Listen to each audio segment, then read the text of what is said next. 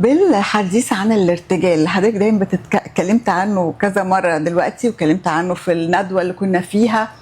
الارتجال ده يا أستاذ أشرف ده خاص بالمسرح، بتهيألي تمثيل المسرحي والكوميدي، مش كده؟ ولا هو ممكن يبقى حد بيعمل دراما أو بيعمل سينما ويرتجل؟ انت بترتجل دلوقتي.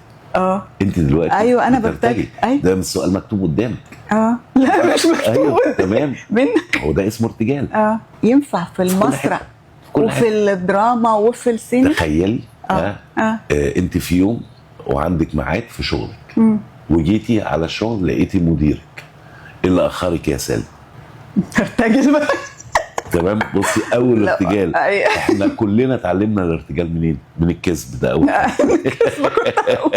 اصل الاتوبيس دخل في القطر والبتاع عمل ايه، واصلا النهارده ماما كانت تعبانه فما قدرتش اسيبها الا مش ايه ده الكلام ده جبتيه منين؟ ايوه بس الارتجال الكوميدي ده حاجه ثانيه. هو نفس الحكايه، ان انا هحكي لك يعني موقف دلوقتي، انا ممكن اخليكي دلوقتي ترتجلي موقف كوميدي. اوكي، ترتجل موقف كوميدي، ممكن يبقى من الذاكره، ممكن يبقى تأليفك، ممكن يبقى حاجه ليها علاقه باللي احنا بنقوله. يعني مثلا لو جيت قلت لك تخيلي نفسك انت دلوقتي مذيعه، ماشي، وعندها حرف السين بايظ زي ما هو عندي كده، او حرف الر بيقلب وجيتي قلتي لي جمله، ماشي، تخيلي ده. يعني ازيك يا اشرف بتاع انا ما اعرفكش قبل كده.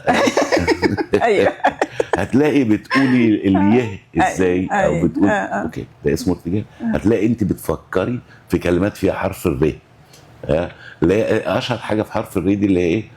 امر امير الامراء بحفر بئر في الصحراء ليشرب منه الفقراء. او السين اللي هو ستي بسبست لي بسبوسه بالسمن والسكر والعسل. ده كل السين بايظه عندنا يعني. لكن لو هقول لك ارتجلي موقف هتعرفي ترتجلي. تخيلي مفيش حد في الدنيا ما بيعرفش يمثل. تخيلي التمثيل من اول ما الطفل بيعيط، هو بيمثل انه بيعيط عشان امه تشيله. مش كده؟ صح. بيمثل ان هو تعبان عشان ما يروحش المدرسه. ايوه كلنا عملناها. بالظبط. ولو مثلتي وحش والدتك هتفقسك. طبعا. تمام. بس فلازم امثل كويس. كله بيمثل. كله بيمثل. ده حتى السياسيين اللي هو بيتكلموا ازاي وبيعملوا ايه ومش اوكي.